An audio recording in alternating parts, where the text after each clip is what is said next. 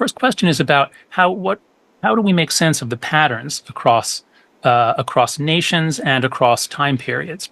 And I think so. I've dug into this on my Substack after Babel, working with Zach Roush. We've dug into the longitudinal data from many parts of the world, mostly the West. We don't have good data from Latin America or Africa or other parts. But what we find is two very important facts. So the first is that in many countries, what we see is no real trend in the early 2000s. And then all of a sudden, in the early 2010s, the numbers go up very sharply, especially for internalizing disorders, so anxiety and depression. And the numbers are sharper and the elbows are sharper for girls. And this is a pattern we see in many, many countries. So what that tells us is that we can't point to any one thing about the US, like the Affordable Care Act, and say, oh, that's what did it. Now, at the same time, those increases are not happening in all countries. We find them pretty much identically and pretty big in all the English-speaking countries. So we have a Substack post on that. It's really quite stunning how, it's as though in 2012 someone turned on a switch and rates of emergency room visits for psychiatric emergency rooms went way up in all the English-speaking countries.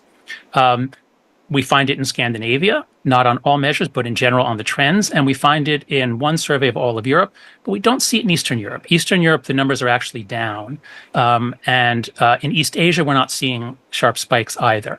So what I think is going on here, what Zach and I believe is going on here, is that in the countries, what we find is that I'll just add in one thing, which is that in the US, kids in religious families don't go up very much, but kids in secular families go up a lot more.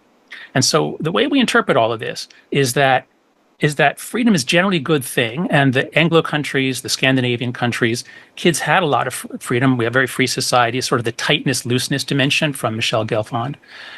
But when the tsunami swept across, when everyone's transferred from flip phones to smartphones and started spending a lot more time on social media, the kids who were rooted in religious communities or in countries that were more binding, had a more binding culture, they were somewhat protected. Whereas those who were more free, those who could spend more time, they ended up, in those countries, we ended up seeing the bigger increase. My point is that this is not, I think we both agree, it's not that, if you go on social media, it's going to make you depressed. The rapid, huge change that happened between 2010 and 2015 interacted with cultural variables. As Candace said, kids are embedded in different ways.